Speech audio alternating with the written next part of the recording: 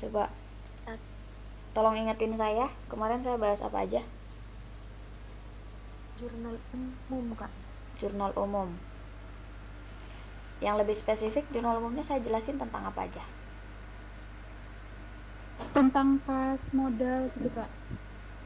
Kas modal, kemudian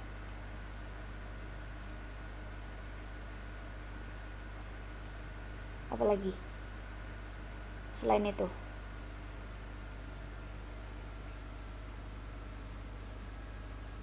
Oke, lupa lagi ya.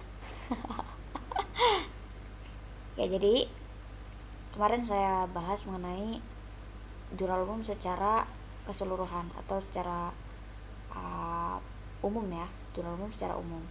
Dari mulai spesifikasi pembahasan tabel gitu, kolom-kolomnya, fungsi kolom, kemudian ada beberapa contoh soal gitu ya.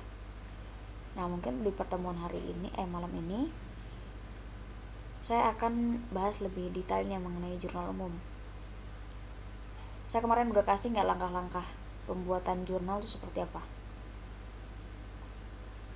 Yang ada 4 langkah. Dikasih belum? Udah, Kak. Udah. Apa aja, Nurul?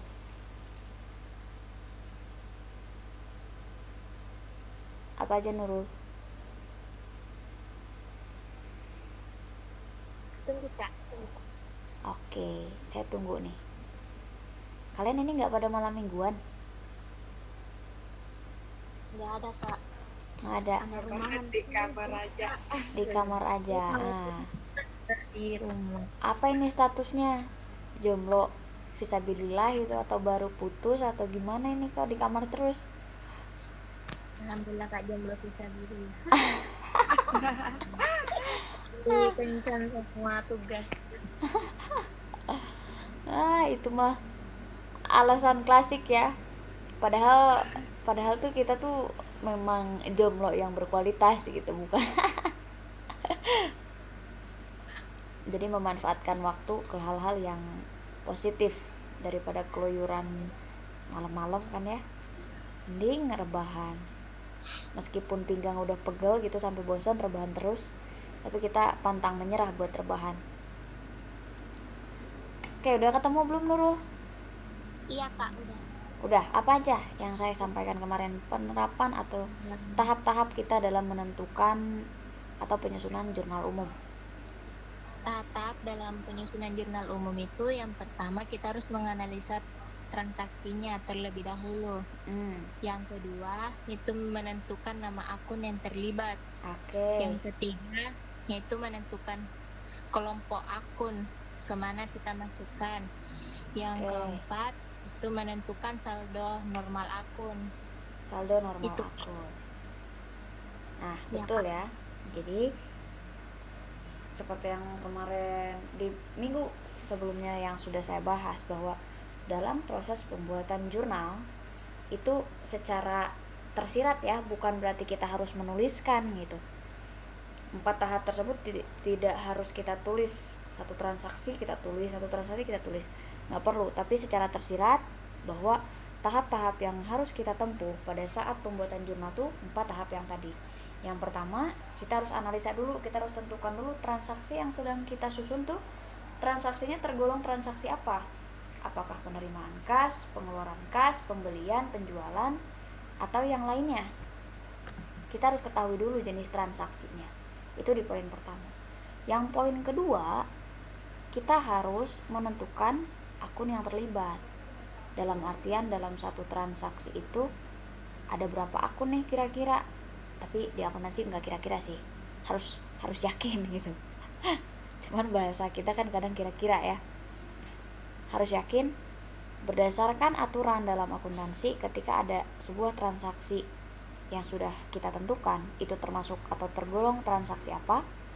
Contoh, kita menemukan transaksi penjualan secara tunai, otomatis akun yang terlibat, atau enggak penjualan ya, itu perusahaan dagang, jasa, kita menyelesaikan pekerjaan dan pekerjaan tersebut dibayar secara tunai oleh pelanggan, otomatis dalam analisa transaksi kita tentukan dan kita sudah menemukan bahwa itu transaksi pemberian jasa secara tunai, artinya yang masuk pada tahap kedua kita menentukan nama akun yang terlibat. Nama akun yang terlibat apa? Nama akun yang terlibat apa? Di situ ada yang pertama kas. Kas itu nama akun. Yang kedua ada pendapatan jasa. Nah, itu yang terlibatnya.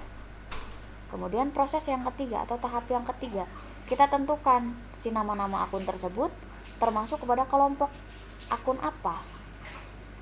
Kan kita sudah menemukan tuh nama akun, maka kita kelompokkan atau kita tentukan kelompok akun tersebut dari akun yang sudah terlibat tersebut. Contoh kas. Kas termasuk akun harta. Sudah kita tentukan bahwa kas adalah harta. Yang kedua tadi pendapatan jasa. Pendapatan jasa adalah kelompok akun pendapatan. Nah, tahap keempat baru kita menentukan saldo normal akun. Jadi ada 4 rangkaian. Nanti pada tahap terakhir kita bakalan bisa menemukan, karena kita di pertemuan sebelumnya sudah membahas mengenai saldo normal akun, bahwa harta bertambah di mana dan seterusnya. Maka pada malam hari ini kita bakalan menerapkan dari 4 proses tadi dan juga berikut dengan saldo normalnya. Siap untuk berlatih jurnal umum? Siap, Kak. Siap, oke. Saya contohkan dulu satu ya. Kemarin yang udah saya bahas, saya tulis dulu di sini deh tahap-tahapannya biar kalian bisa mengikuti.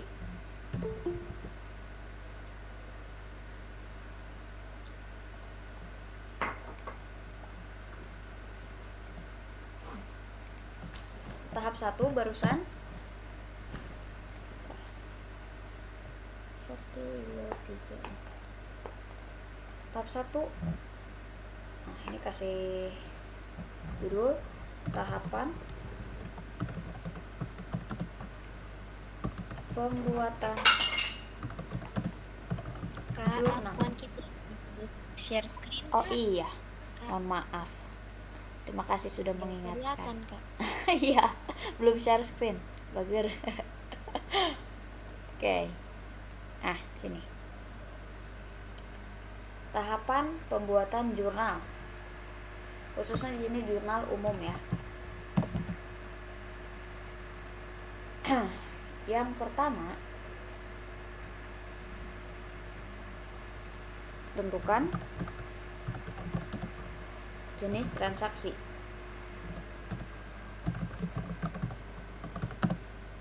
Atau dalam kurung analisa transaksi ya. Yang kedua, tentukan nama akun yang terlibat. 3, tentukan kelompok akun.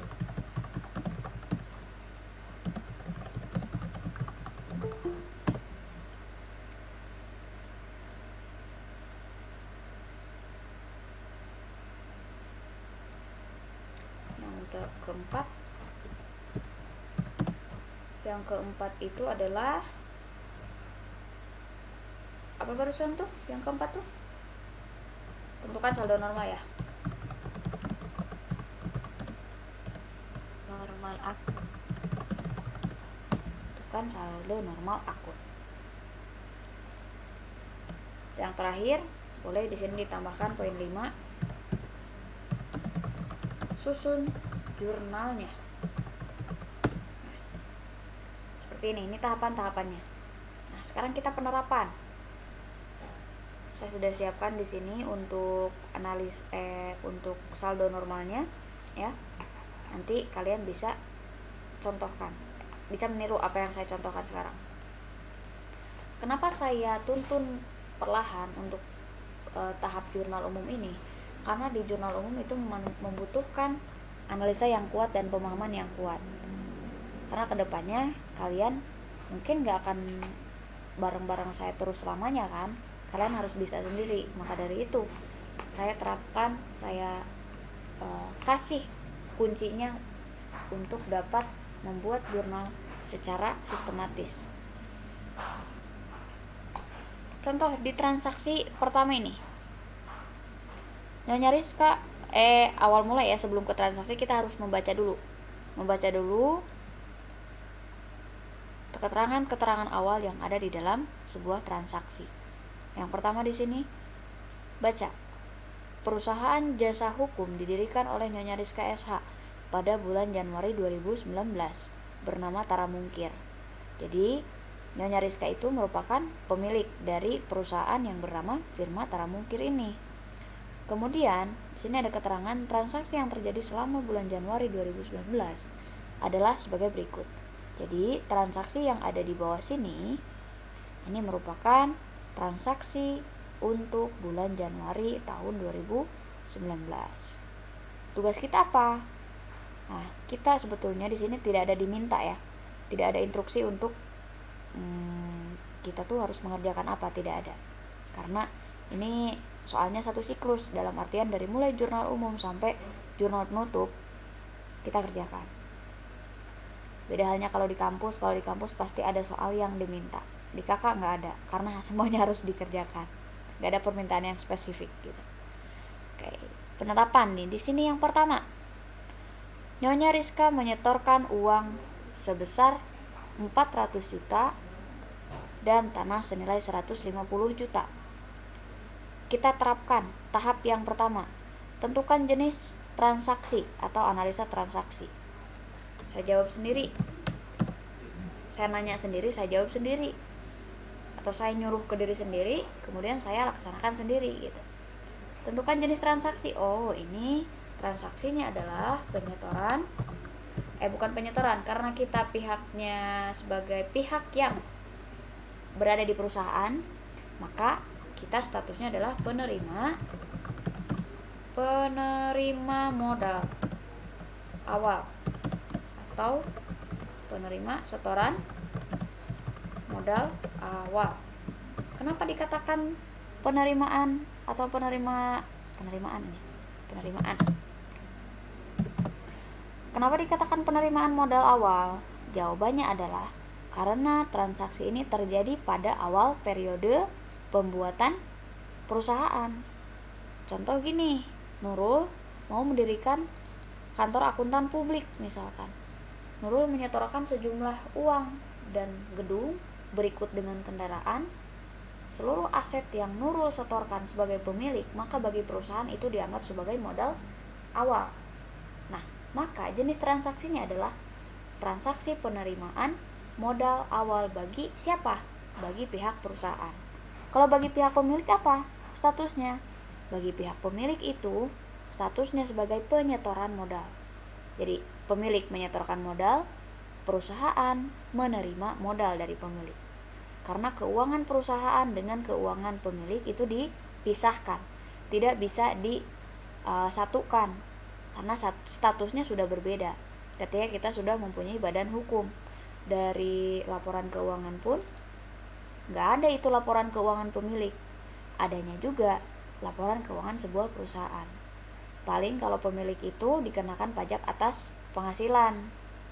Nah, penghasilan pasal 21 gitu ya maksudnya. Kalau untuk perusahaan itu dikenakan pajaknya yang berbeda, yaitu kena pajak pasal 25 atau PPh badan. Dan perhitungannya pun, tarifnya pun beda tentu gitu kan. Jadi sekali lagi perlu diingat bahwa kita mengerjakan soal akuntansi itu bukan menulis dari sisi pemilik ya. Kadang masih ada yang ketukar antara keuangan pemilik sama keuangan perusahaan. Jadi seolah-olah kita tuh nulis keuangan pemilik, jangan, karena kalau pemilik kan udah pasti punya bendaharanya masing-masing di rumahnya gitu. Yang pertama di sini sudah terjawab ya. Penerimaan modal awal. Jenis transaksinya itu adalah penerimaan modal awal bagi firma Tara Mungkir. Yang kedua, tentukan nama akun yang terlibat di sini. Cara menentukan nama akun, cukup kita mengetahui clue-clue yang ada dalam soal tersebut. Kalau kita sudah mengetahui jenis transaksi, nanti kita tinggal mencari nama akun yang tersirat, karena di dalam transaksi itu memang kadang ada nama akun yang nggak ada, yang nggak disebutin gitu dalam soalnya. Contoh di sini tuh ada 3 akun, tapi kita belum tahu nih apa akun ketiganya. Oke, yang pertama, clue yang pertama di sini ada menyetorkan uang. Menyetorkan uang itu diasumsikan atau disebut dengan kas ya, kas pada perusahaan. Dalam akuntansi uang itu namanya kas. Jadi nggak ada akun uang, adanya akun kas. Kas itu yang pertama. Kemudian yang kedua di sini tanah senilai 150 juta. Tanah. Nah, kita harus telaah lagi apakah sudah cukup 2 aja akunnya atau masih ada. Ketika sudah cukup dan kita yakin bahwa akunnya sudah tidak ada lagi akun tambahan atau tidak ada lagi akun yang salah atau yang kurang tepat, berarti kita harus tentukan kelompok akun. Tapi kalau misalkan kita masih ragu, kita harus cari sampai ketemu. Nah, di sini untuk akun yang ketiganya masuk kepada akun modal. Kenapa akun modal? Hubungannya dengan apa, Kak? Gitu. Kenapa kok bisa menentukan bahwa akun tersebut adalah akun modal? Kalau saya sebagai orang yang sudah tahu, pasti kan otomatis sudah langsung tahu, apalagi yang bikin soalnya gitu kan, udah tahu jawabannya. Tapi saya kasih tahu untuk yang belum bisa memahami soal jurnal umum, ketika kita bisa menebak atau bisa menentukan akun yang tersirat atau dalam artian tidak ada di dalam soal, itu dari jenis transaksi. Jadi tahap-tahap ini tuh saling berkaitan atau saling berkesinambungan. Susunan jurnal tidak akan bisa disusun tanpa menentukan saldo normal akun. Saldo normal akun kita tidak akan bisa menentukan ketika kita belum menentukan kelompok akun yang terlibat, dan seterusnya. Nah, di sini menentukan kelompok akun pun sama. Kita tidak akan bisa melakukan tahap ini tanpa kita tahu akun-akun apa yang terlibat dalam satu transaksi tersebut. Kemudian nama akun pun kita nggak akan bisa tahu kalau kita tidak mengetahui jenis transaksi yang terjadi pada satu perusahaan tersebut. Gitu. Sekarang lanjut. Sebelum ada pertanyaannya ditampung dulu, nanti saya selesaikan sampai yang soal 1 ini. Selanjutnya sudah ketahuan kan di sini modal. Maka ketika sudah yakin, langsung ke tahap ketiga. Tentukan kelompok akun yang terlibat. Sekarang yang pertama, karena akun yang pertama yang ketemunya adalah kas, maka kasnya kita harus ketahui. Kas termasuk akun apa? Oh, harta. Kas itu adalah harta. Tanah. Tanah juga sama, harta. Modal, kelompok apa? Kelompok ekuitas. Setelah kita mengetahui kelompok akun ini, tahap 4 masuk. Kita langsung padukan antara tahap 2 dengan tahap 3. Kas adalah harta. Kita cek di saldo normal di sini. Kas adalah harta. Harta bertambah di debit, berkurang di kredit. Kita padukan ke sini lagi. Ketika pemilik menyetorkan uang ke perusahaan, berarti kan perusahaan sebagai pihak penerima. Maka ketika kita menerima kas, artinya kas kita bertambah. Kita padukan lagi ke sini. Kas adalah harta dan harta bertambah di debit. Maka jawabannya adalah kas kita bertambah di debit. Kas bertambah, atau langsung saja kas debit. Kemudian tanah sekarang. Tanah itu termasuk kelompok apa? Harta. Kita tanya lagi kepada diri sendiri, tanah itu bertambah atau berkurang ya? Cek di sini di transaksinya. Menyetorkan uang dan tanah, artinya uang dan tanah itu bertambah. Tanah adalah harta. Harta ketika bertambah posisinya di sebelah debit dan berkurang sebelah kredit. maka kita sambungkan dengan transaksi ini. Tanah adalah harta. Oh, transaksinya adalah penambahan atau penyetoran tanah, maka tanahnya bertambah di sebelah debit lagi. Yang terakhir, modal di sini. Modal itu adalah ekuitas. Ketika kas dan tanah bertambah, maka disambungkan lagi dengan transaksi ini, menyetor uang dan tanah senilai sekian, artinya perusahaan menerima modal. Maka ketika perusahaan menerima modal, modalnya bertambah. Kita masukin ke saldo normal, modal adalah ekuitas. Ekuitas ketika bertambah di sebelah kredit dan berkurang sebelah debit. Artinya untuk akun modal ini bertambah di sebelah kredit. Setelah kita mengetahui dari keempat tahapan ini, tahap terakhir kita susun jurnal. Tahap terakhirnya susun jurnal. Ini nggak perlu sebutin lah. Langsung aja susun jurnal di sini. Berarti jurnalnya adalah kas, debit, kemudian tanah,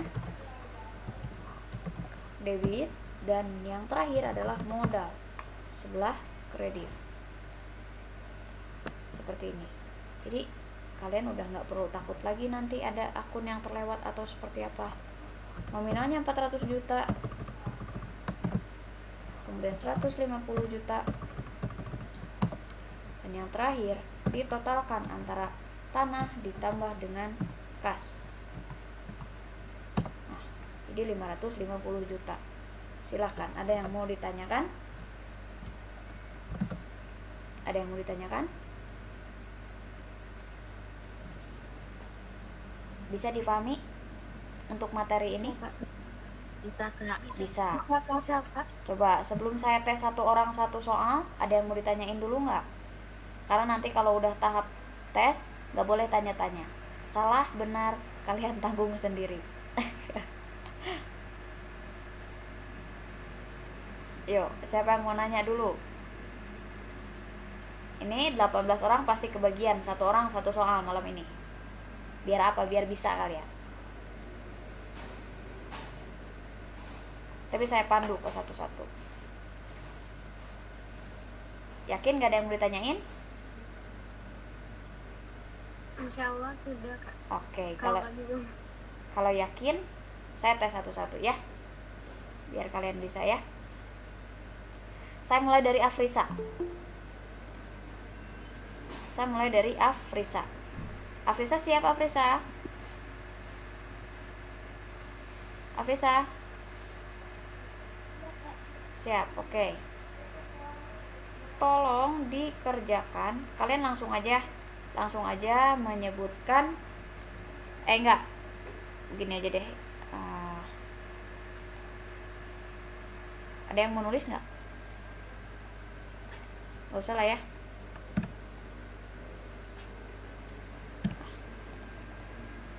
Afrisa, tolong susun jurnalnya. Artinya kalau saya menginstruksikan susun jurnal, Afrisa dan yang lainnya harus menentukan 4 tahap ini juga. Saya cuman mau tahu jurnalnya aja. Oke? Afrisa, silakan sebutkan jurnal untuk tanggal 1 yang kedua ini. Saya kasih waktu masing-masing 3 menit untuk menentukan jurnal ini. Oke, dimulai dari Afrisa.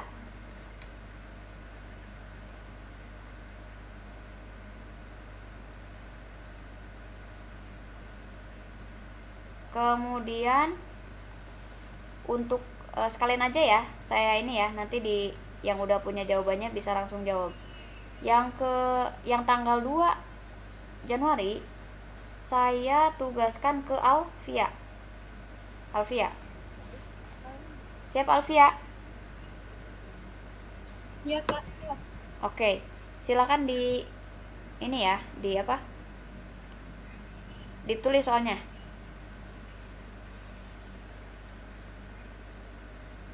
Yang ketiga, ini tanggal 3 Januari, Anissa. Anissa bisa, Anissa? Iya kak, insya Allah. Susun jurnal ini ya, tanggal 3. Tanggal 3 ya. Iya kak. Tanggal 3 Januari. Oke. Oke, saya catat di sini ya, takut lupa. Bentar. 1 Januari yang pertama, yang kedua ya. 1 Januari yang kedua. Siapa tadi tuh? Afrisa. Kemudian tanggal 2 tuh siapa tadi tuh? Tanggal 2 nya siapa? Olivia kak. Olivia. Takut lupa. Nah, tanggal 3 nya 3 Januari barusan siapa? Anissa kak. Anissa. Oke. Sekarang siap-siap. Saya bagiin dulu aja biar ini. Malah sini lagi.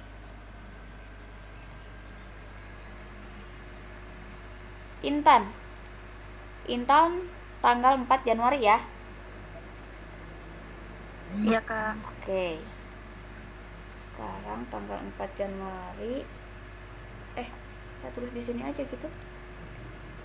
Nah, sini aja ya biar nggak penghamburan waktu. Oke, empatnya Intan ya? Intan ya? Iya kak.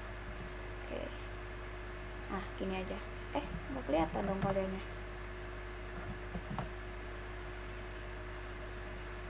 Bentar. Nah, kemudian ini lagi.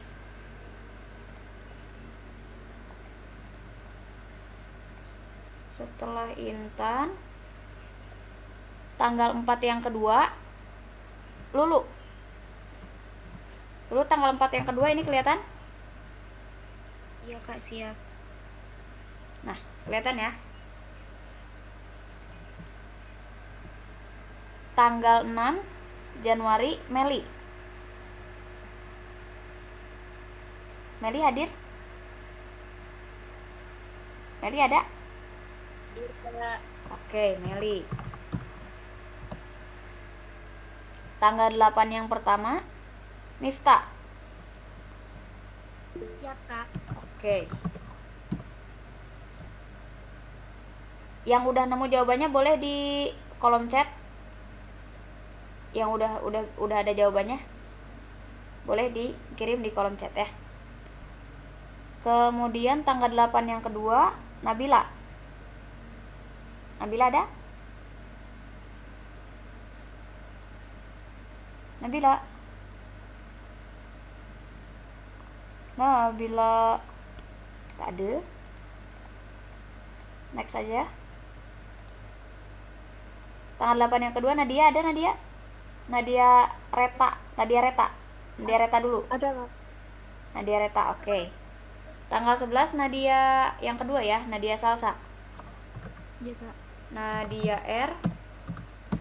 Ini Nadia S. Oke. Tanggal 12 Nurul. Iya kak. Oke. Ini pada kebaca kan soalnya. Tanggal 15 Seli. Kebaca kak. Tanggal 15 Seli. Iya kak. Oke. Kita gotong royong ya, satu soal satu orang biar kerjasama. Kemudian tanggal 16-nya Sandy Tia. Ada bisa? Siap? Nggak ada suaranya, Dek. Sandy nggak ada suaranya. Siap. Coba kolom chat. Siap. kolom chat.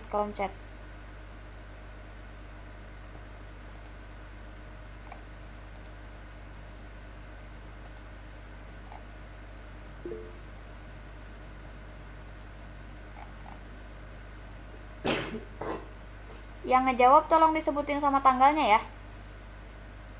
Yang ngejawab di kolom chat. Ini Sandy ada Kak, tanggal berapa ya? Oke. Sandy tanggal 16 Januari ya. Sandy. Nah, ini. Oke, Sandy. Kemudian Stephanie tanggal 17. Stephanie? Iya, Kak. Oke. Stephanie. Iya, tulisnya. Stephanie. Tanggal 18, Vivi? Iya, Kak. Oke, tanggal 19-nya Windah. Windah ada? Windah ada? Ada. Oke, siap. Ada, Kak. Siap untuk ngerjain semuanya? Satu tuh, siapa tadi tuh? Afrisa ya? Afrisa, kemudian Olivia. Yang ketiganya itu Anissa.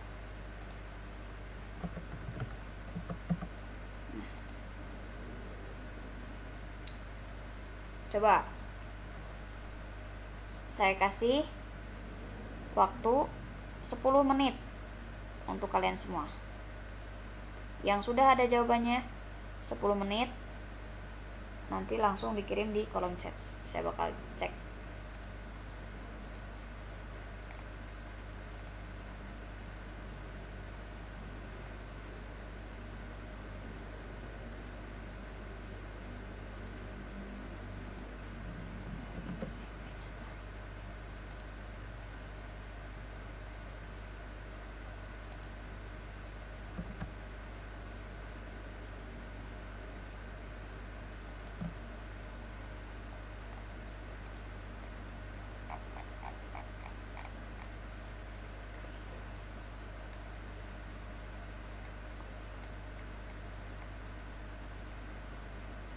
Menit ya, nanti jam 20.22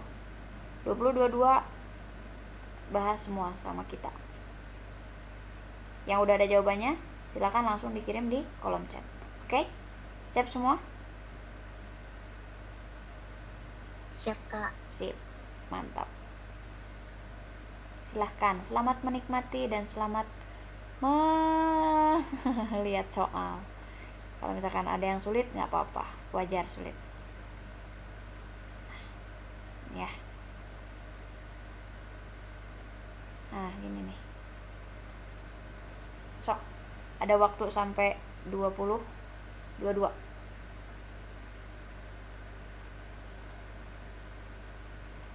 Saya tutup dulu mic.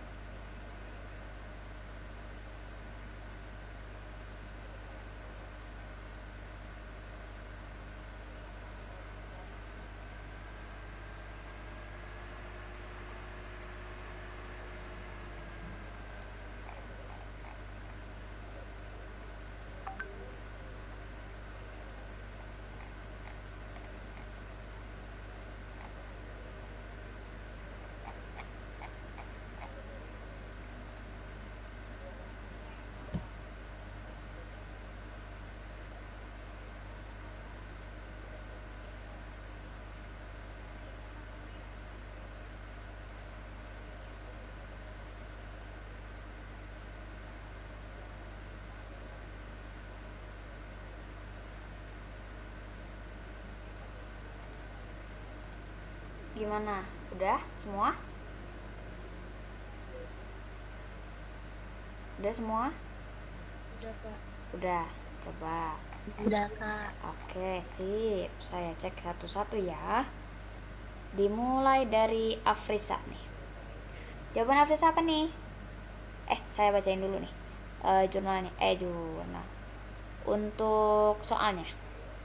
Afrisa kan kebagian tanggal 1 Januari yang kedua ya. Membeli peralatan. Sebentar.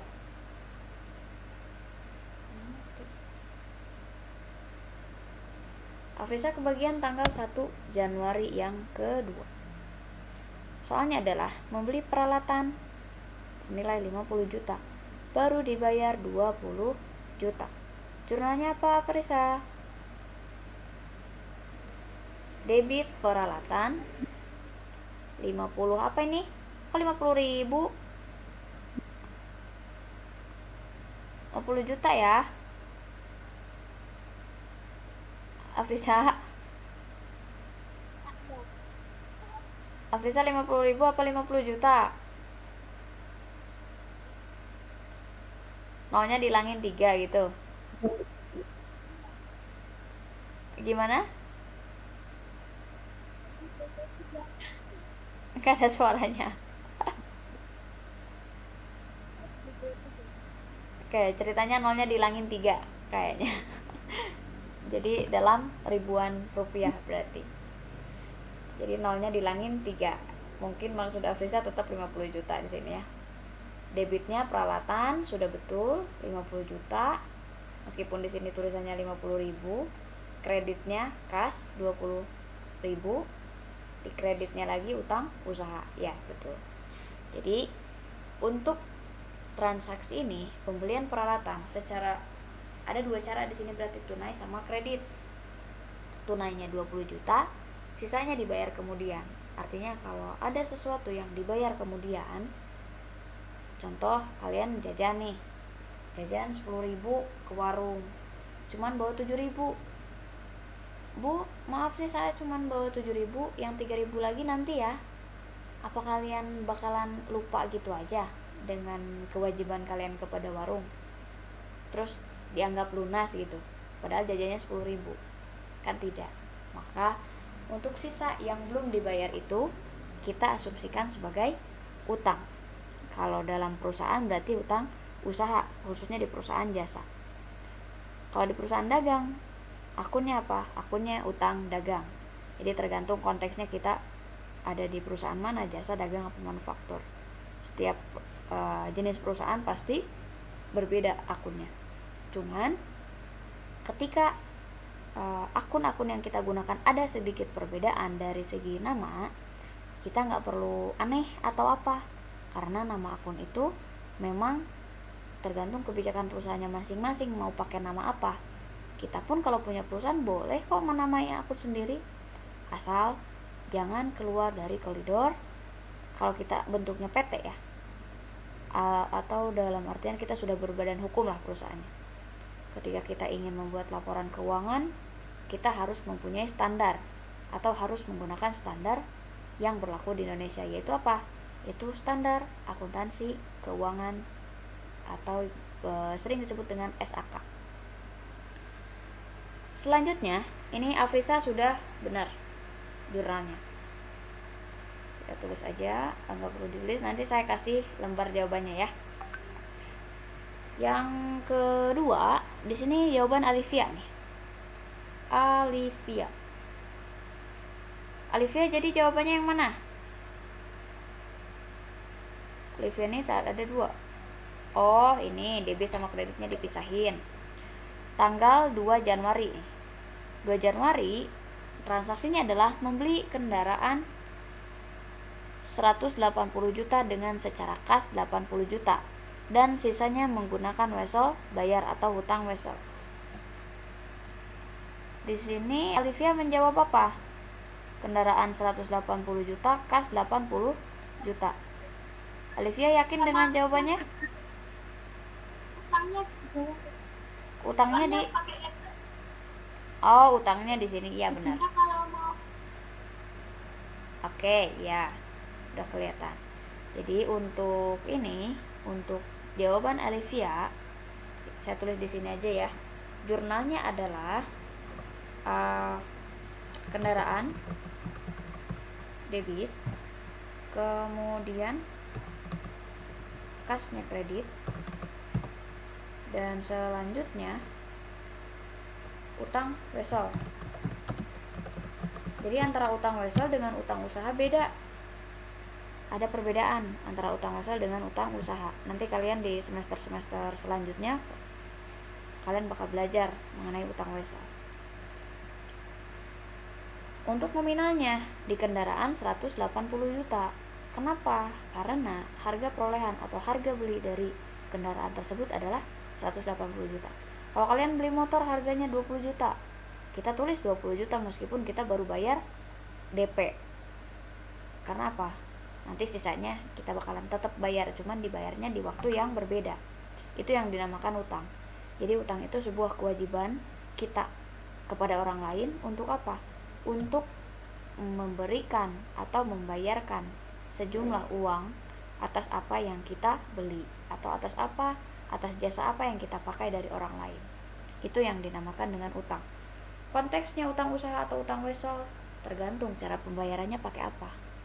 Kalau pure memang menggunakan uang, itu pasti pakai utang usaha akunnya. Kalau di sini ada keterangan utang wesel, berarti akunnya adalah utang wesel. Jadi secara umum untuk Alivia jurnalnya benar, cuman untuk utangnya bukan utang saja, tapi utang wesel karena di sini ada keterangannya utang wesel. Oke. Kalau ada pertanyaan nanti tampung dulu ya kalian yang belum pahamnya sebelah mana. Saya bahas dulu untuk jawaban-jawaban kalian. Untuk Anissa di sini. Anissa jawabannya mana, Nis? Anissa ini ya. Anissa mana jawabannya? Anissa Januari tanggal 3. Anissa. Oh ini. Nah. Kekirim ya. Anissa dapat soal yaitu membayar iklan untuk 3 tahun 3.600.000. Jawaban Anissa apa di sini? Iklan dibayar di muka debit 3.600.000, kas kredit 3.600.000. Mantap, betul. Paten. Jadi, untuk pembayaran iklan atau pembayaran beban yang kita membayarnya untuk beberapa periode ke depan, dalam artian 2 bulan atau lebih ya. Kalau 1 bulan berarti itu bulan berjalan atau periode berjalan. 2 bulan atau lebih itu dikategorikan sebagai beban dibayar di muka. Bebannya apa? Tergantung konteksnya yang kita bayar apa. Apakah iklan? Apakah asuransi? Apakah kita membayar listrik duluan gitu kan sebelum kita pakai? Token kan kita bayar duluan sebelum kita pakai. Kemudian kita bayar air misalkan PDAM, bayar duluan sebelum kita pakai. Intinya adalah sesuatu yang kita bayar untuk beberapa periode ke depan minimal 2 bulan atau lebih itu dimasukkan ke dalam akun beban dibayar di muka. Kenapa? Karena ketika kita membayar sesuatu untuk periode mendatang sedangkan kita belum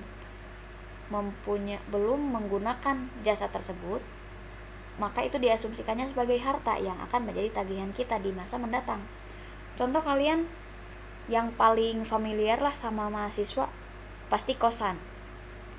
Kalian karena pengen ibaratnya tuh nggak mikirin apa-apa lagi lah, tinggal ngekos, tidur, kuliah, pulang, tidur gitu. Tinggal pakai aja. Contoh kalian bayar kosan untuk 1 tahun. Ketika kalian bayar kosan untuk 1 tahun, maka akunnya bagi kalian adalah kosan dibayar di muka, boleh. Atau misalkan mau bayarnya berapa bulan? 2 bulan, boleh. 2 bulan itu masuk ke masuk ke kosan dibayar di muka. Tapi kalau kalian bayarnya cuma 1 bulan aja, maka itu diasumsikan sebagai beban langsung. Karena apa? Untuk beban dengan beban dibayar di muka, perbedaannya hanya tipis, tapi itu sering tidak terlihat karena tipis mungkin ya. Kalau tebal itu pasti kelihatan. Perbedaannya hanya dari segi periode aja. Intinya yang harus kalian garis bawahi, kalau kalian bayar beban untuk 1 bulan, maka itu langsung diakui sebagai beban. Kalau kalian bayarnya 2 bulan atau lebih, maka itu diakuinya sebagai beban dibayar di muka. Kata bebannya boleh diganti dengan apapun yang kalian bayar. Ya, kalau kalian bayar kosan berarti kosan dibayar di muka. Seperti itu. Clear untuk Anissa? Jawabannya benar. Untuk Intan sekarang. Intan, jawaban Intan mana? Intan di atas? Atas, oke. Intan di sini dapat soal tanggal 4 yang pertama. Membeli perlengkapan kantor senilai 4 juta. Perlengkapan kantor di debit 4 juta, kas di kredit 4 juta. Mantap, betul. Jadi, di sini transaksinya pembelian perlengkapan. Akun yang terlibatnya otomatis perlengkapan. Kenapa Intan bisa menentukan akun yang tersiratnya adalah kas? Kenapa Intan? Kan di sini karena di situ tidak ada kata kredit. Oke, tidak ada kata kredit. Berarti oke, sip. Jadi ketika tidak ada ciri-ciri transaksi kredit, maka langsung diasumsikan transaksi tersebut adalah transaksi tunai. Kalau pembayaran, otomatis kita yang mengeluarkan uang. Kalau misalkan penerimaan, otomatis kita yang menerima kas. Seperti itu. Tanggal 4, mantap. Sekarang tanggal 4 yang kedua. Tanggal 4 yang kedua adalah Lulu ya. Lulu menerima uang dari konsumen yang telah menyewa jasa lawyer perusahaan senilai 30 juta. Nah, Lulu menjawab kas di debit 30 juta, piutang usaha di kredit 30 juta. Di sini Lulu jawabannya kurang tepat. Kenapa? Karena di tanggal 4 Januari ini transaksinya adalah langsung menerima uang. Artinya, kalau langsung menerima uang ketika kita memberikan jasa, jurnalnya adalah jeng gitu kan. Kas di debit, di kreditnya adalah pendapatan jasa. Nah, seperti ini dulu. Untuk pemahaman untuk kalian semua, ketika kita menerima uang atas apa yang sudah diberikan, artinya kan pertukarannya secara langsung. Contoh, saya menyelesaikan jasa privat pada hari kalian bayar. Hari ini kalian bayar, hari ini juga saya menunaikan privatnya. Nah, itu saya asumsikan sebagai pendapatan jasa, bukan piutang. Piutang itu hubungannya dengan transaksi pemberian jasa secara kredit. Jadi awalnya saya memberikan jasa dulu misalkan, tapi kalian belum bayar. Nah, itu baru saya mengakui dulu piutangnya. Berarti piutang di debit, pendapatan jasa di kredit. Nah, pada saat transaksi pembayaran kalian baru bayar besoknya misalkan, maka piutang tersebut langsung dipindah ruaskan. Yang awalnya di debit, pada saat kalian bayar, kas yang di saya itu jadi kas yang di debitnya, dan yang di kreditnya adalah piutang usaha.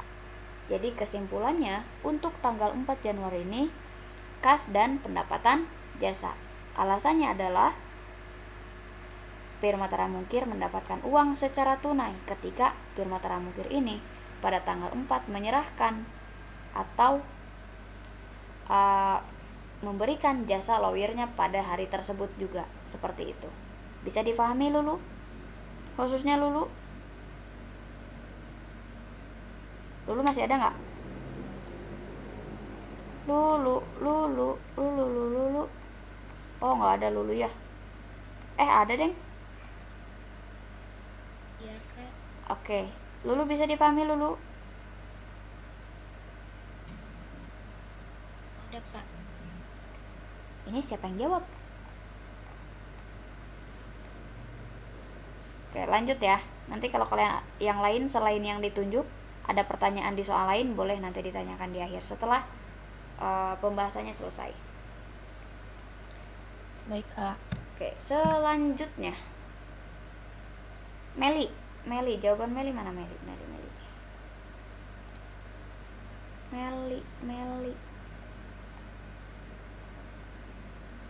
Nah, Meli tanggal 6 Januari membeli perlengkapan kantor 3.500.000 secara kredit.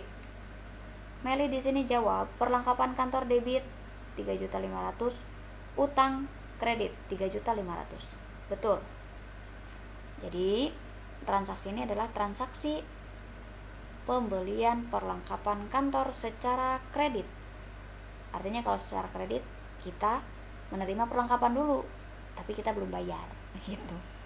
Contoh, kita kasbon ke warung karena di kosan udah nggak ada apa-apa, terus kita belum menerima transferan dari orang tua, ke warung yang dekat kos, Mbak, saya boleh ngambil dulu mie nggak gitu, besok saya bayar pas dapat transferan gitu.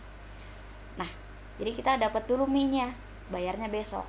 Itu yang dinamakan kita dapat dulu barangnya, kemudian pembayarannya di kemudian hari. Jadi untuk tanggal 6 tidak ada pembahasan lagi, sudah clear ya, hampir sama dengan pembelian perlengkapan kantor yang di atas ini, cuman bedanya tunai dan kredit. Tunai dan kredit bedanya di mana? Bedanya penggunaan akun. Kalau tunai itu pakai kas, kalau kredit pakai utang usaha. Seperti itu. Selanjutnya Miftah. Miftah udah jawab belum? Udah Kak. Oke, Lulu lagi bermasalah jaringannya. Oke, nggak apa-apa. Yang penting tadi penyampaiannya sampai ya. Miftah mana Mif? Ah, ini ya. Itu. Sip.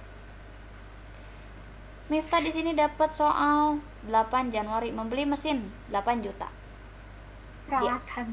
Di akuntansi tuh nggak ada pertanyaan ya. Semuanya pernyataan gitu. Iya. Dan mereka teh bikin bingung. Apa yang mau ditanya? Apa yang harus kita jawab? Sedangkan pertanyaannya nggak ada. Kalau di bahasa Indonesia pasti ambigu itu. Membingungkan. Tapi di akuntansi kita harus memaklumi si doi ya. Nah, Miftah menjawab perlengkapan debit. Miftah ini benar. Perlengkapan debit kas kredit. Benar kayak gitu? Peralatan debit kas kredit. Peralatan debit kas kredit. Oke, Miftah kasih kurang tepat. Karena konteksnya apa? Konteksnya di sini pembelian mesin. Mesin dengan peralatan itu berbeda. Jadi, nama akun yang seharusnya di sini adalah mesin. Debit.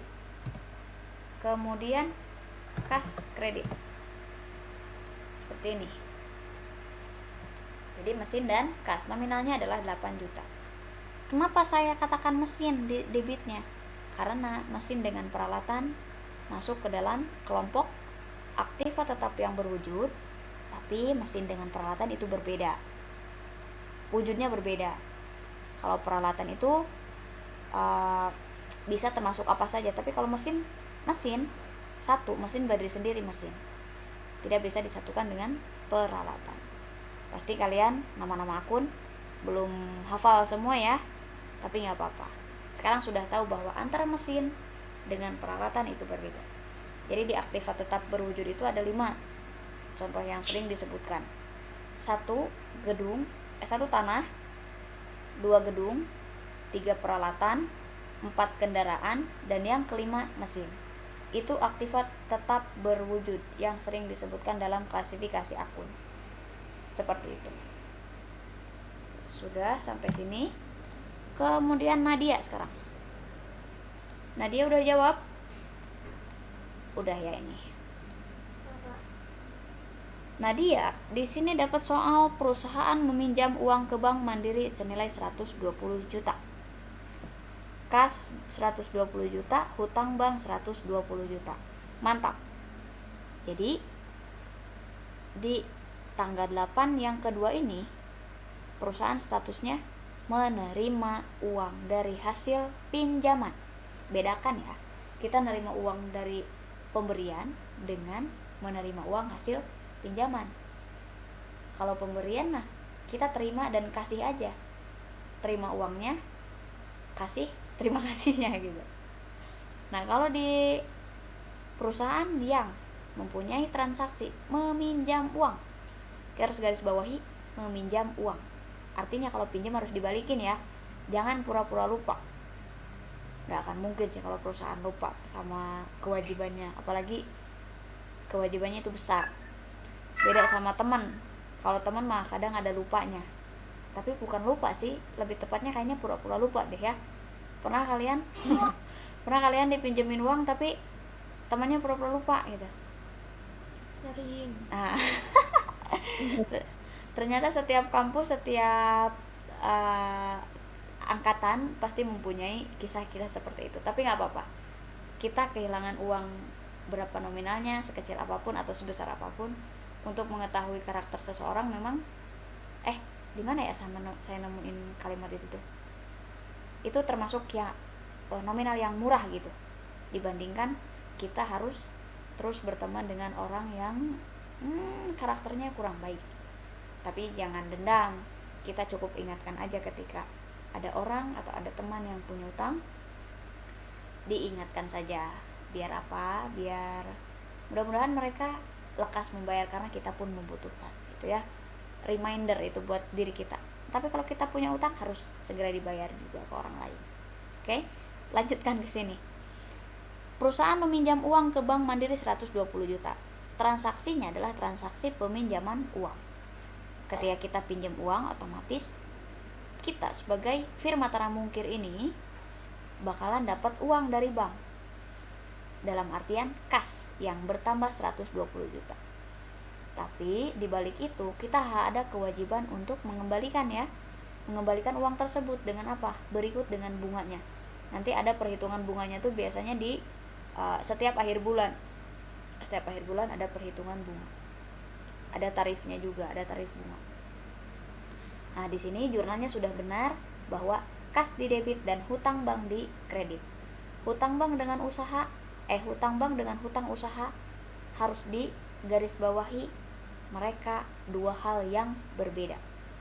Hutang usaha adalah hutang jangka pendek, kalau hutang bank termasuk pada hutang jangka panjang.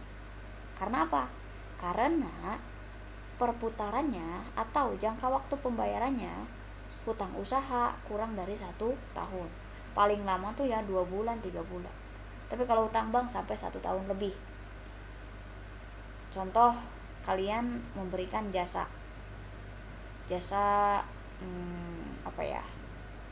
kalian akuntan publik misalkan, amin, kalian akuntan publik sudah memberikan jasa audit kepada sebuah perusahaan. Bayangin kalau jasa kalian dibayarnya setahun kemudian, karena hutang usaha misalkan dimasukin ke hutang jangka panjang. Apa kalian mau gitu kan? Pasti nggak mau, ya kan? Paling lama hutang usaha itu ya sekitar 1 bulan, 2 bulan, 3 bulanan. Ada termin di situ. Kalau hutang bank biasanya 1 tahun lebih, karena kan nominal yang dipinjam juga kan besar gitu kan. Mana mungkin kita dapat mengembalikan uang yang nominalnya besar dalam jangka waktu yang pendek. Kita mau dari mana gitu? Perusahaan aja kan dapat modal dari hasil pinjaman. Kemudian uang hasil pinjaman itu pasti dialokasikan ke hal-hal yang memang untuk menambah modal, untuk membantu operasional perusahaan. Nah, disitulah ada jangka waktu yang ditetapkan, entah 1 tahun, 2 tahun, 3 tahun, sampai belasan tahun pun ada kalau memang nominal pinjamannya sangat besar, bukan besar lagi tapi sangat-sangat besar. Apalagi udah bahas utang negara, itu mah ya skalanya besar banget, dan memang itu T-an gitu, udah bukan MM-an lagi, beribu-ribu T. Oke, udah clear untuk tanggal 8 yang kedua. Yang selanjutnya di sini Nadia S. Nadia S mana? Nadia S di atas di bawah. Nadia S, Nadia S, Nadia R, Nadia S ada nggak? Oh ini. Ada Kak. Oke, Nadia Salsabila. Membayar premi asuransi untuk 2 tahun. Jawabannya, asuransi dibayar di muka 4.800.000, kas di kredit 4.800.000. Sudah benar. Jadi ini masuk ke dalam klasifikasi beban dibayar di muka juga untuk asuransinya. Ya. Karena apa? Karena kita membayar beban asuransi untuk berapa tahun? Untuk 2 tahun ke depan. Jadi kan udah lebih dari 1 periode ya. Kalau 1 periode atau cuman kita bayarnya untuk bulan Januari aja, berarti itu bakal diasumsikan sebagai beban asuransi. Tapi kalau kita bayarnya di 1 bulan tersebut, bayar untuk minimal 2 bulan. Nah, dan di sini ada tercantum 2 tahun, berarti itu masuk ke beban dibayar di muka. Dan itu bukan beban kelompok akunnya, tapi kelompok akun harta. Dan hartanya adalah harta lancar. Selanjutnya Nurul. Perusahaan mengirimkan faktur. Nah, Nurul ini lumayan kebagian soal yang sulit. Coba saya cek jawabannya Nurul mana. Nggak sulit sih, cuman analisanya lumayan.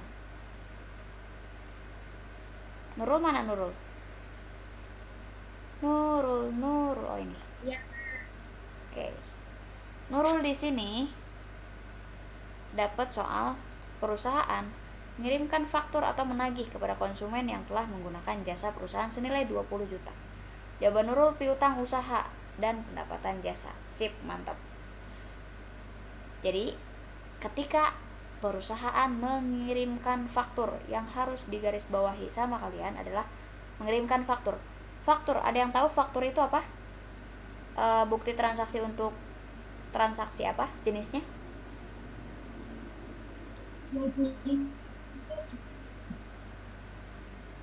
Apa?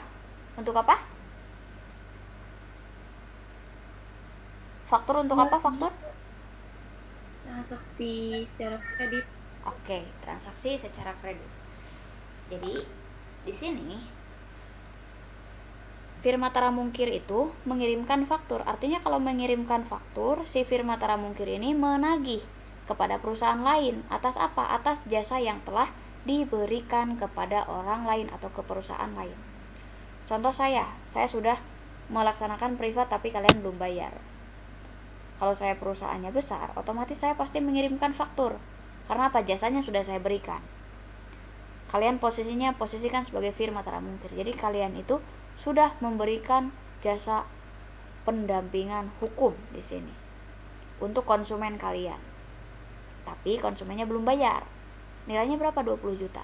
Maka kalian mengirimkan faktur. Akunting kalian tuh bakal mengirimkan faktur atau mengirim tagihan. Artinya kalau baru mengirim tagihan, belum diasumsikan sebagai penerimaan kas. Akunnya di sini piutang usaha dan pendapatan jasa. Ini berapa ini tuh? 20. Kemana ini nolnya? Yang sebagian lagi. Kurang 2. Nurul Iya Kak. di apa? Digolencongkeun gitu. Digilindingkeun Nurul nolnya. Aduh. Kalian nolnya pada kemana ini? Jadi asumsinya tetap piutang usaha ya, bukan kas ya. Kadang kita baru nagih terus kita buru-buru mengakui sebagai kas. Belum. Kalau kita baru nagih, baru diasumsikan sebagai piutang usaha. Kecuali kita pas nagih langsung dibayar. Itu boleh diakui sebagai kas. Nggak perlu lagi kita mengakui piutang usaha. Kalau pas nagih langsung dibayar. Selanjutnya Sally nih. Clear ya untuk tanggal 12. Ini sudah benar piutang usaha dan pendapatan jasa. Tanggal 15 di sini jawaban Sally di atas di bawah. Sally ada nggak? Masih ada nggak Sally? Di atas Kak. Di atas. Ada di atas. Oke. Tanggal 15 membayar hutang kepada kreditor senilai 10 juta atas transaksi pembelian peralatan. Berarti di sini tanggal 15 hutangnya di debit 10 juta, kas di kredit 10 juta. Benar juga. untuk pembayaran hutang, kalian harus ingat, hutang itu adalah kalau bertambahnya di kredit, kalau berkurang di kredit. Kalau kalian bayar hutang, hutang kalian bertambah atau berkurang? Berkurang. Nah, maka dari itu, ketika kalian bayar hutang, dalam pencatatan akuntansi, hutangnya harus didebit atau didebet lah, bahasa kerennya tuh didebet gitu. Harus didebit. Debit itu berarti kan dikurangi hutangnya. Senilai berapa? Senilai yang kalian bayar berapa? 10 juta.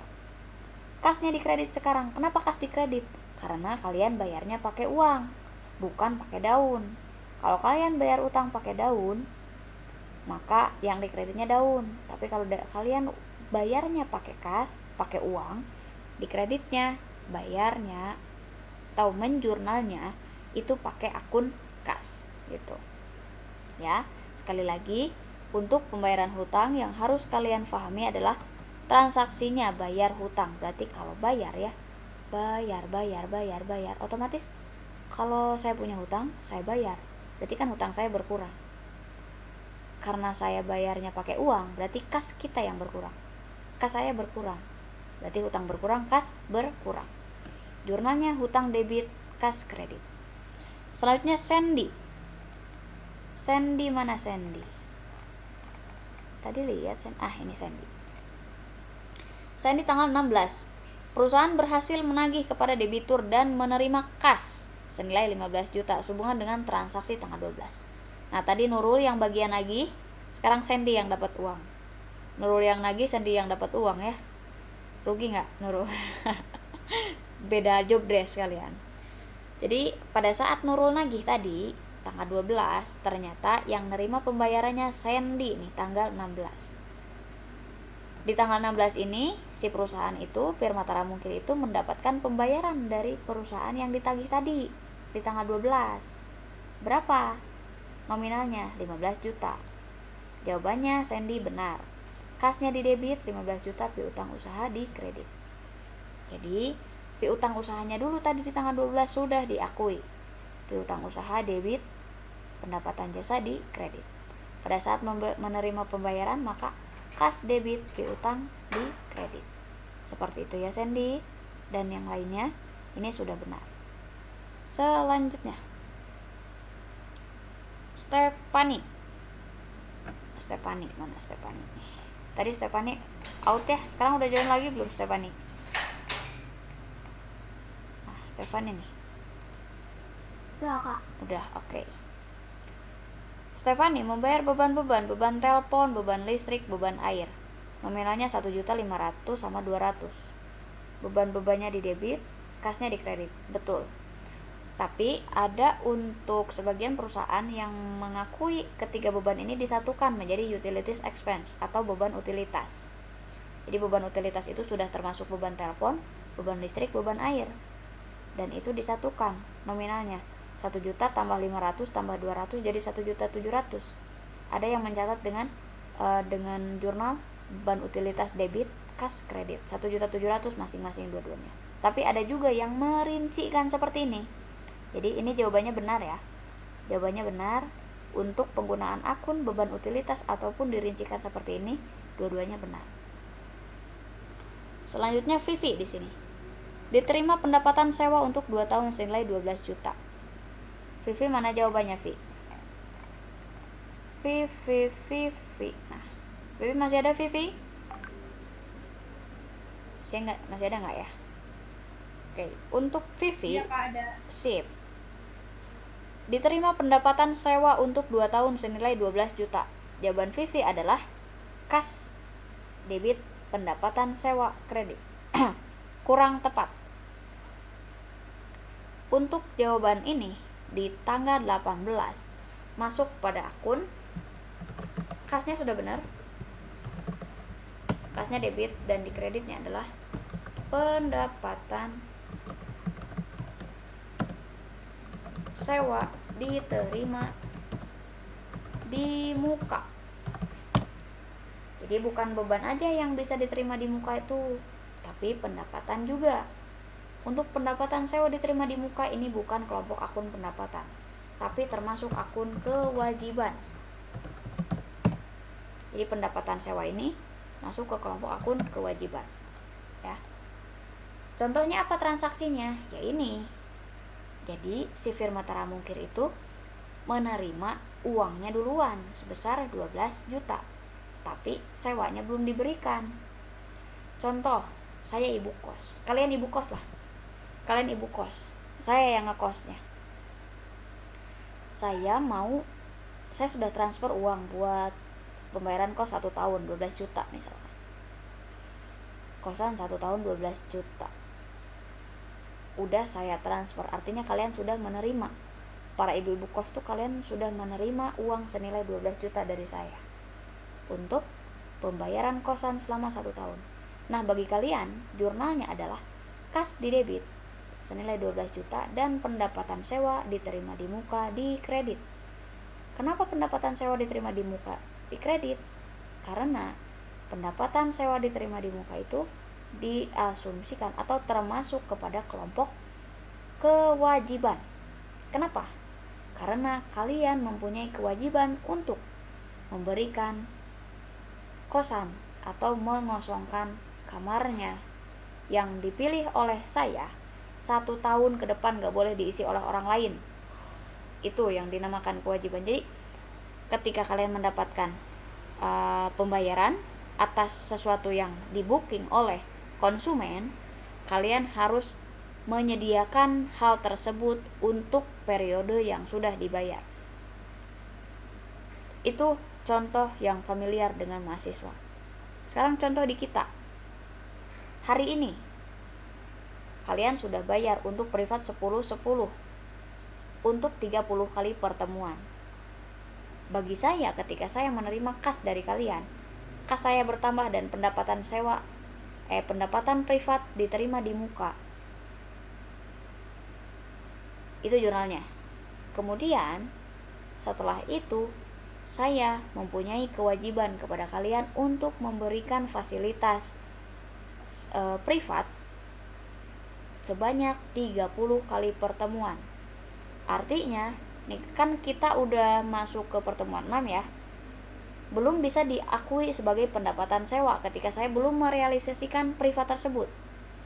Baru bisa diakui sebagai pendapatan privat, bukan pendapatan sewa, pendapatan privat ya, ketika saya sudah melaksanakan yang 6 kali pertemuan ini. Jadi dari 30 kali pertemuan yang sudah terrealisasi 6, 30 kali itu belum bisa diakui seluruhnya. Dalam artian ya baru yang direalisasikan saja yang bisa diakui sebagai pendapatan privat bagi saya. Jadi sekali lagi jurnalnya, ketika kalian menerima kas duluan tapi kalian belum memberikan jasa atas yang dibayarnya, itu diasumsikan sebagai pendapatan sewa diterima di muka.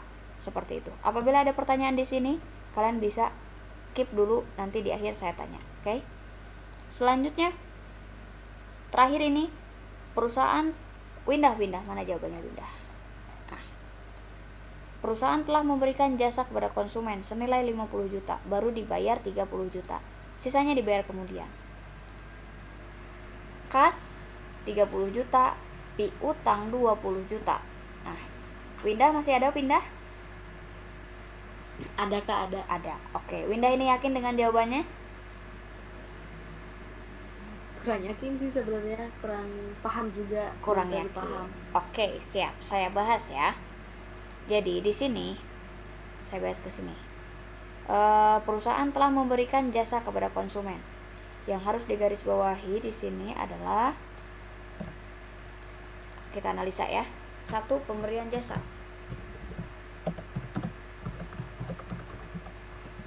Pemberian jasa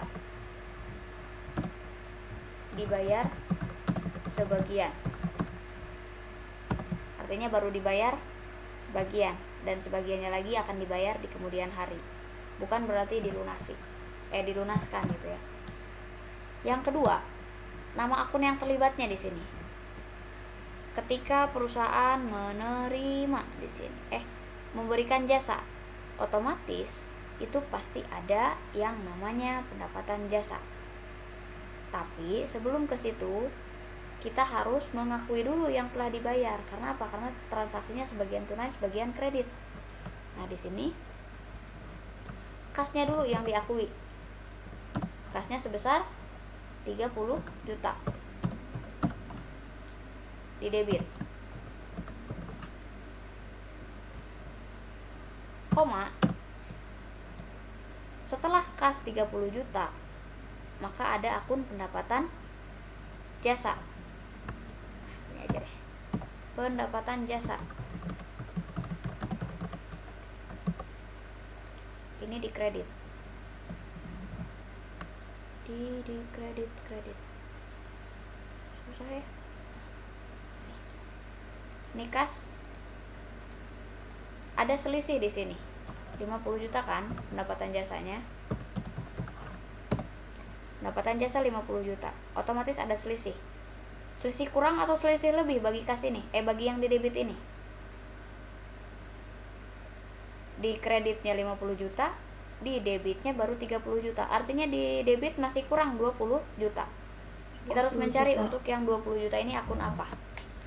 Kita harus menelaah lagi transaksinya transaksi apa. Sekarang saya jelaskan. Transaksinya pemberian jasa. Kalau pemberian jasa, yang harus kita akui terlebih dahulu adalah pendapatan jasanya. Kita bakalan mengakui pendapatan jasa karena kita sudah memberikan jasanya. Itu. Masalah kita dibayar atau belum itu belakangan. Kalau kita sudah dibayar, berarti otomatis langsung kas secara keseluruhan. Kalau tunai seluruhnya. Tapi kalau dibayar sebagian dan sebagiannya lagi belum, maka yang sebagian yang belum itu diasumsikan sebagai piutang usaha. Kenapa? Karena nanti itu akan menjadi tagihan kita di kemudian hari senilai berapa? 20 juta.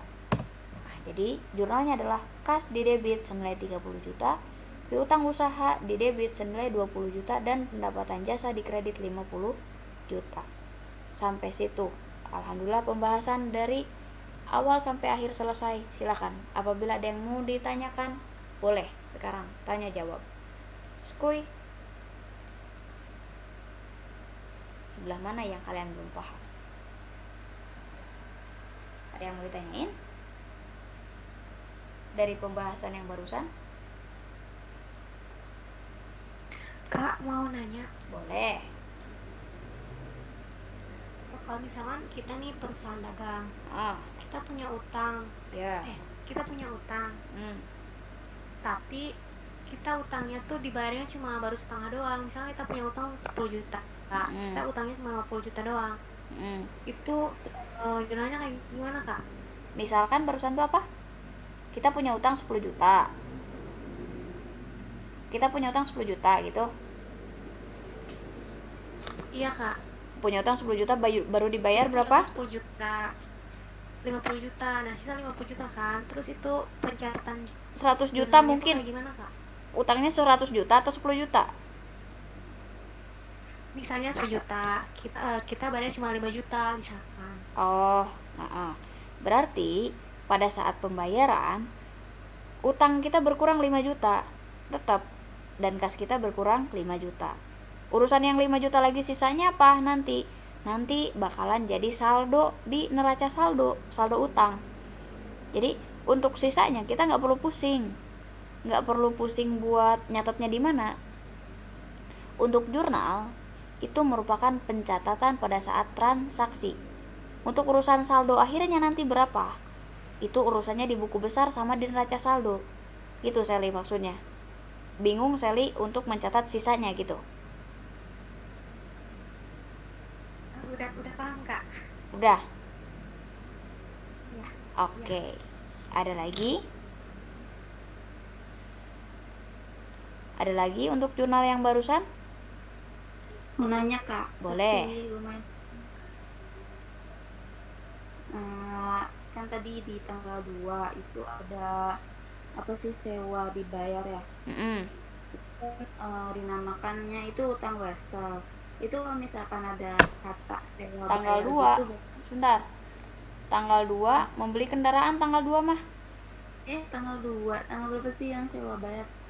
Ntar saya share yang mana yang adek tanyain. Nah, di mana?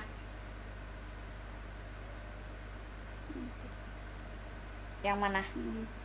Ini yang itu Wesel. Oh, Wesel. Apa yang ditanyakannya?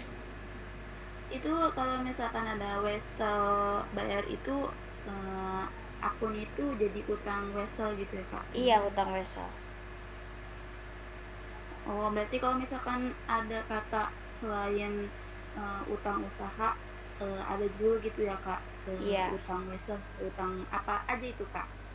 Utang Wesel sama utang usaha, utang dagang. Itu contohnya. Oh, contohnya itu ya? Iya. Sama ini Kak, apa sih kan tadi ada di tanggal 17 tuh membayar beban-beban. Nah, tadi kata Kak itu ada yang mencatat beban utilitas ya, yang disingkat dari beban listrik, air, dan telepon.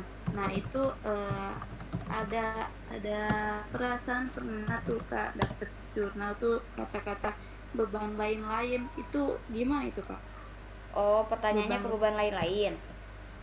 Iya, ada pernyataan maksudnya ada instruksi. Ya, instruksinya itu beban lain-lain itu gimana? Boleh. Jadi untuk nama akun disesuaikan dengan kebijakannya. Contoh di soal ada instruksi untuk beban di atas diakui ke beban anu, misalkan ke beban titik-titik. Ya udah, sesuaikan aja dengan instruksi soal tersebut. Tapi kalau misalkan tidak ada, kita sesuaikan aja dengan yang familiarnya. Boleh dirincikan beban telepon, beban listrik, beban air, boleh. Atau beban utilitas dengan kas, boleh. Atau juga beban lain-lain dengan kas, boleh. Seperti itu. Jadi fleksibel akuntansi itu, tapi yang tidak boleh keluar adalah kelompok akun. Misalkan dari beban-beban ini kalian malah mengakui sebagai harta, itu yang nggak boleh. Jadi tetap di kelompok akunnya masing-masing, nggak boleh keluar kelompok, nanti nggak akan diakui. Penyebabnya apa nanti? Akan menyebabkan hal apa? Akan menyebabkan ketidakseimbangan saldo di akhir nantinya. Seperti itu. Ada lagi? Bisa dipahami maksudnya? Iya. Oke Kak, bisa. Siap, bisa. Oke. Terima kasih Kak. Siap, sama-sama. Boleh nggak Kak satu lagi? Boleh, mau 2, mau 3 boleh. Tadi banyak yang dicatat ya. Kan di sini kan udah ada ditentuin yang bisa diterima di muka itu apa sih, kurang dari 1 tahun ya Kak, paling lama kan 2 sampai 3 bulan ya. Bukan. Paling salah. Yang diterima di muka itu gimana sih tadi sebelum lagi? Oke, jadi pokoknya untuk transaksi yang ada kalimat dibayar atau diterima di muka itu lebih dari 1 bulan. Oh iya. Kalau cuman pembayaran atau penerimaan 1 bulan, itu diasumsikan sebagai beban atau pendapatan aja. Iya Kak. Itu Kak, ada akun-akunnya tuh. Apakah ada maksudnya akun-akunnya itu udah ditentukan atau misalnya kan ada di sini pendapatan sewa dibayar di muka, terus ada beban dibayar di muka, itu ada akun-akun lain selain itu atau ada iklan dibayar di muka, asuransi dibayar di muka, kemudian pajak dibayar di muka, itu ada. Kalau misalkan mau, nanti saya kasih klasifikasi akun. Perasaan udah pernah dikasih deh klasifikasi akun, kalian baca nggak? Bukan gitu Kak, WA saya kerisap jadinya hilaf. Oh, hilaf. Oke. Nanti saya kirim ulang ke kalian ya. Iya, kasih Kak. Unearned fee sama unearned revenue sama, nggak ada bedanya. Bedanya unearned fee sama unearned revenue sama. Cuman ini fee sama revenue tuh beda bahasa aja, beda apa ya? Ya beda kata, tapi tetap itu sama-sama pendapatan diterima di muka artinya. gitu ya Afrisa.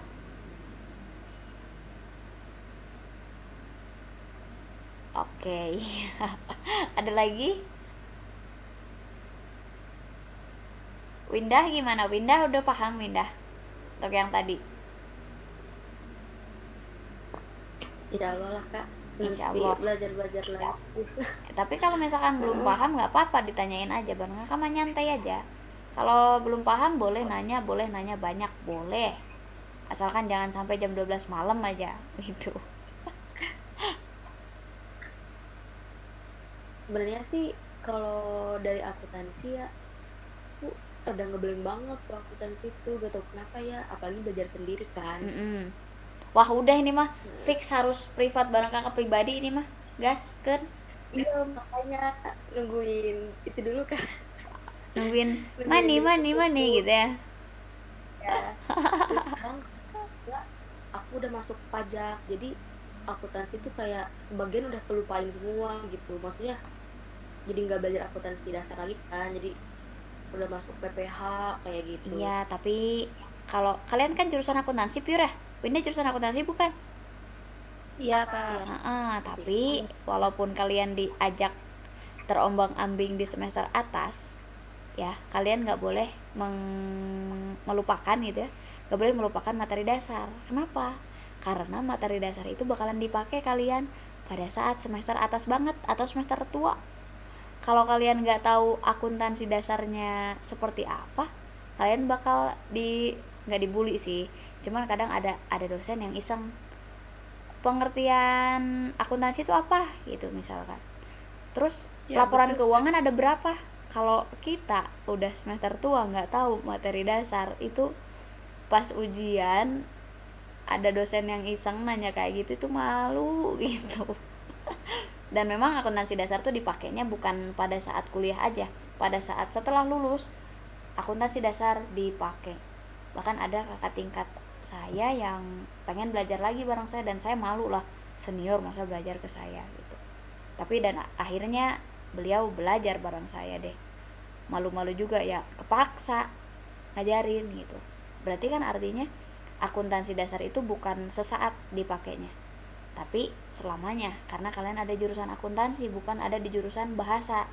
Kalau bahasa mah akuntansi selewat juga nggak apa-apa, karena di bahasa nggak ada ya akuntansi jurusan bahasa gitu. Ada lagi? Winda, oke, fix aja nanti privat bareng saya ya, pribadi ya, biar lebih intens. Kalian kalau mau privat pribadi bareng saya juga boleh. Ada lagi yang mau ditanyain?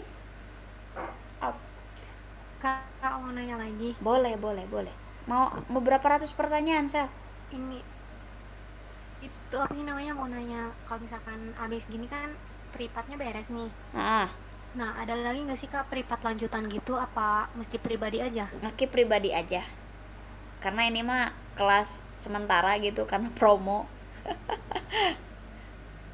Kelas banyakan. Kalau misalkan nanti privatnya lanjut, itu pribadinya tuh ini nggak sih Kak, apa sih, nggak berkelompok lagi kan? Enggak, kalau pribadi tuh tatap muka satu orang. Materinya boleh lanjut. Materinya lanjut. Jadi kalau privat pribadi itu fleksibel, kalian boleh request materi apapun. Contoh, Sally udah semester 3 atau semester 4 atau semester 5. Kak, saya mau belajar ini ya, materi ini.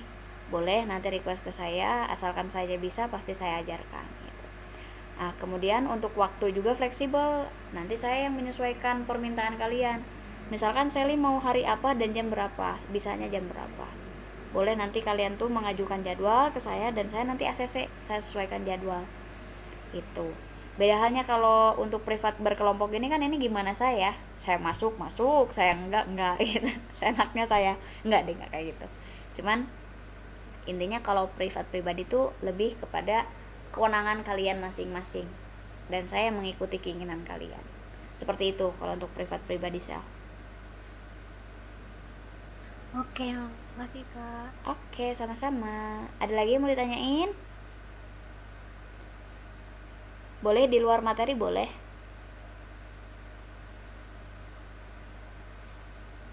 Gak ada? Ada nggak? Intan, Sally, Winda, Vivi, Stefani, Afrisa, Nadia, Sandy, Alvira, Mirta, Nurul, Anissa, Meli, Alivia. Ada nggak? Dari saya cukup, Kak. Oke, sip. Kalau cukup? Aku juga cukup, Kak. Oke, mantap. Cukup yang lain? Coba jawab. Kalau cukup semua. Cukup. Cukup, Kak. Cukup. Cukup apa? Cukup aja apa cukup banget? Cukup aja lah. Cukup aja. Sip, karena akuntansi itu tidak sampai di sini. Akuntansi perjalanannya panjang. Jadi kalian nggak boleh ngerasa cukup banget. Harus cukup aja. Nanti di pertemuan selanjutnya tetap cukup aja. Karena perjalanan akuntansi masih panjang. Ya, Alivia? Iya, Dek. Alivia gimana? Nggak ada suaranya? Siap. Oh, siap. Oke. Ya udah, kalau kayak gitu untuk pertemuan malam ini cukupan sekian. Terima kasih atas keseruan di setiap pertemuannya. Mudah-mudahan kalian bisa mengaplikasikan apa yang saya paparkan barusan, khususnya di materi jurnal umum ya. Kalau kayak gitu selamat istirahat dan jangan lupa untuk latihan terus akuntansinya, karena ibaratnya pisau akuntansi tuh, ilmu akuntansi tuh harus terus diasah. Kalau lengah aja dikit udah lupa gitu, karena pengalaman saya pun gitu ya. Oke, udah jam 9.15. Saya pamit undur diri. Wassalamualaikum warahmatullahi wabarakatuh. Sampai jumpa besok malam jam 19.30 waktu Indonesia Barat ya. See you, dadah. Assalamualaikum. Selamat malam. Yuk, sama-sama.